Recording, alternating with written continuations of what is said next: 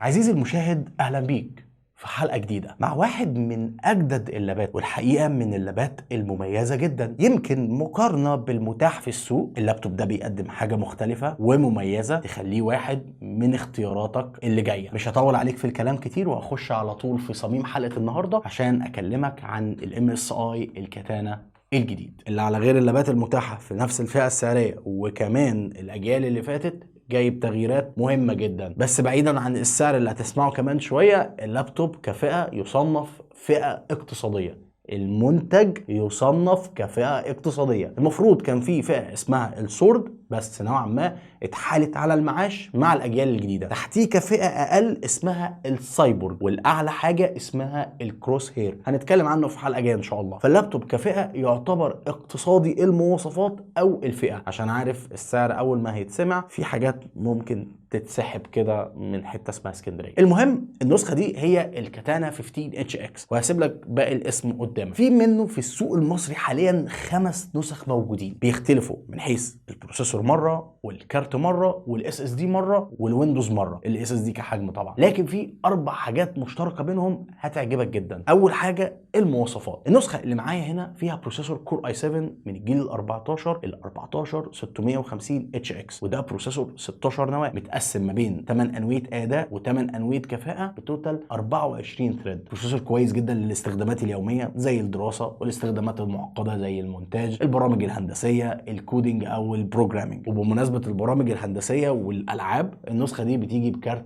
RTX 5060 من انفيديا، واحد من الكروت اللي تقدر تعتبرها مميزه جدا في اللابات. بيشغل معاك كل الالعاب على ريزولوشن زي ال 1080 بي وال 1440 بي كمان. لكن خد بالك من حاجه مهمه جدا، واحد من مشاكل الكارت ده هي مواصفاته نفسها والمكانه اللي انفيديا حطته فيها، على عكس مثلا حاجه زي ال 4060 في الجيل اللي فات. راماته 8 جيجا، يتوارث نفس المساحه اللي كانت في ال 4060 على ال 1080 بي كريزوليوشن. مع بعض الالعاب مش احسن حاجه. مش معنى كده انه كارت سيء او انك ما تشتريهوش، بالعكس هو مقارنه بال 4060 بيديك اداء احسن بكتير، والجاب دي بتكبر بنسبه كبيره قوي مع حاجه زي المالتي فريم جنريشن. ولكن ال 8 جيجا لا زالت قليله في الوقت الحالي، وبتجبرك انك تستخدم مميزات زي الدي ال اس اس او انك تقلل اعدادات بتضغط على الرام عشان تاخد تجربه خلينا نقول نوعا ما مريحه. ميزه بقى الكارت اللي متواجد هنا في نسخه MSI انه جاي بالفول باور، يعني جاي باعلى استهلاك طاقه انفيديا محدده ال 115 واط، وده مقارنه بالنسخ ال 5060 اللي منتشره وجربتها قبل كده ال 85 واط، احسن بنسبه تتراوح من 15 ل 10% على حسب اللعبه، ويمكن اكتر كمان. البروسيسور خلينا نقول ما بيقفلش عداد الاداء قوي، اخره بيوصل معاك ل 100 واط، لازال بيقدم اداء كويس جدا، لكن كان ممكن يكون احسن من كده. ودي نقط لازم تاخد بالك منها وانت بتشتري اي لابتوب، زي مثلا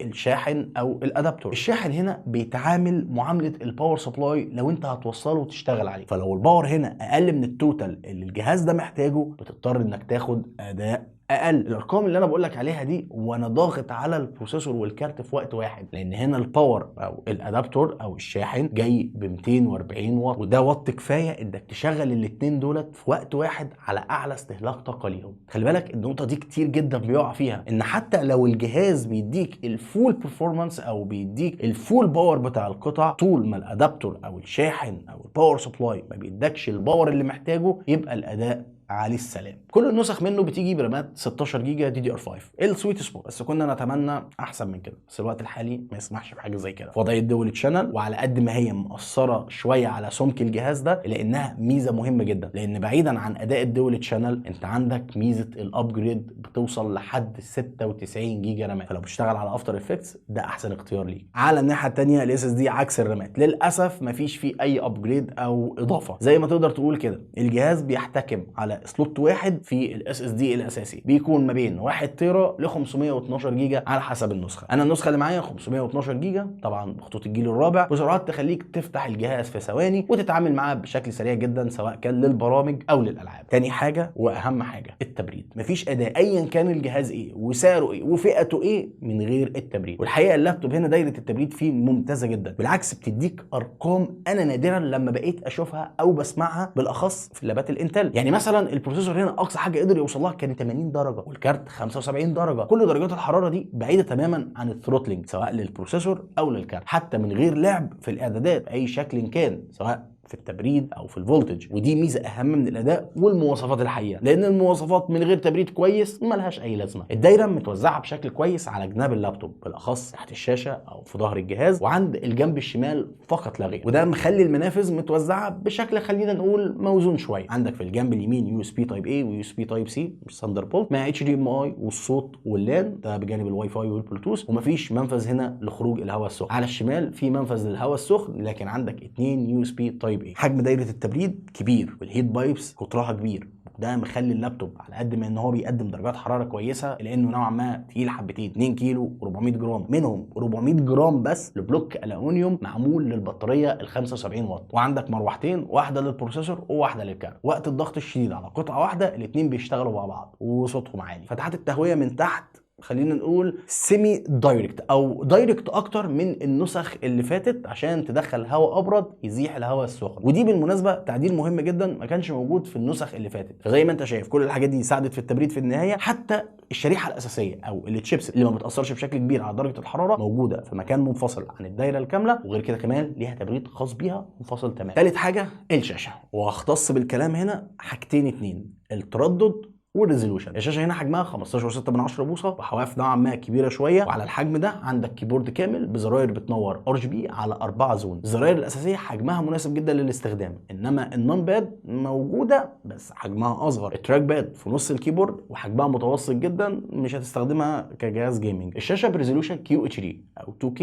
او 2560 في 1440، وده ريزولوشن نادر جدا، المعظم اخره 1080 بي، لكن دي ميزه هتميز الجهاز ده على طول الخط. مع حجم 15.6 بوصه فانت هتاخد تشبع في الالوان والتفاصيل كويس جدا، والكارت هيقدر يهندل الالعاب عليه، لكن ليميت الرام هيقف مشكله شويه، ودي غلطه انفيديا، بس استخدم حاجه زي الدي ال اس اس فهتنبسط كتير جدا. الريزولوشن ده هيعوض فقر الشاشه في الالوان. ام اس اي في كتير من اللابات بتعتمد على الشاشات الاي بي اس ليفل، انا ما انصحكش تعتمد عليها في شغل الالوان لانها مش مصممه لكده، لكن البيكسلز هتكون قريبه من بعض، بالتالي بتنتج لك صور كويسه بالوان مشبعه لكنها مش صحيحه. ده مش عيب في ام اس اي، البانل دي اصلا مشهوره جدا جدا جدا في كتير من البراندات في الفئه الاقتصاديه. تردد 165 هرتز على عكس معظم المتاح 144 هرتز، كويس للالعاب التريبل اي بالمالتي فريم جنريشن او حتى العاب الاي سبورتس. العاب الاي سبورتس هتكون شغاله معاك كويس جدا، ولكن هتلاحظ زي كوستنج بسيط، وده بسبب ان هي بانل اي بي اس ليفل، وده الطبيعي جدا. واللي مستغرب له ان الجهاز ده فيه ميزه الماكس سويتش اللي تخلي كارت زي انفيديا هو الكارت الاساسي في الاستخدام، لان مفيش دعم لحاجه مثلا زي الجي سينك كومباتبل او الادابتيف سينك، فممكن مع الفريمات اللي اكتر من 165 هرتز والالعاب السريعه قوي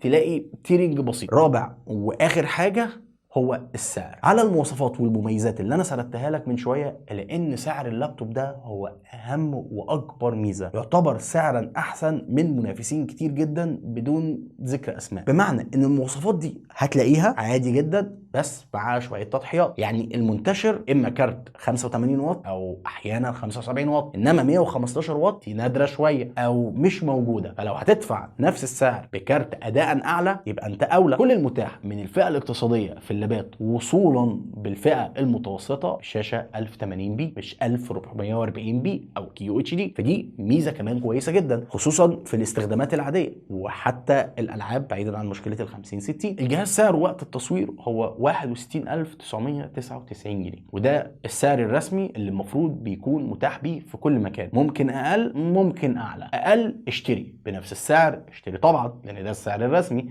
اللي بضمان سنتين، اكتر ما تشتريش لان مفيش حاجه تخليه اغلى من كده. بس خلي بالك ان في نسخ من اللابتوب ده بمواصفات مختلفه، في بنفس البروسيسور بس نسخه كارت 5050 سعرها ارخص بكتير 55999. في نسخه تانية من اللابتوب ده بنفس المواصفات، بروسيسور ورام وكارت، لكن اس اس دي اكبر 1 تيرا سعرها بيزيد 1000 جنيه ومعاه ويندوز، انما ده بيجي معهوش ويندوز انا اللي منزله فبتفرق. وفي نسخه بنفس الكارت ال 50 60 وكل حاجه، لكن اس اس دي اكبر 1 تيرا وبروسيسور 14900 اتش اكس وده سعره 71999. وفي نسخه بنفس الكارت ال 50 60 وكل حاجه، لكن الاس اس دي اكبر 1 تيرا مش 512 وبروسيسور بدل الكور اي 7 الكور اي 9 ال 14900 اتش اكس وده سعره 71999. انما لو عاوز التوب هيكون مدعوم بكل الكلام ده، وبروسيسور 14900 اتش اكس، واس اس دي 1 تيرا، ورامات 16 نوعا ما قليله، وكارت ار تي اكس 5070، ودي اعلى نسخه سعرها 79999. فخلي بالك من المواصفات وفروق الاسعار، واللايك اللي تحت، رايك في التعليقات، وما تنساش تشترك في القناه عشان ان شاء الله اشوفك في الحلقه اللي جايه.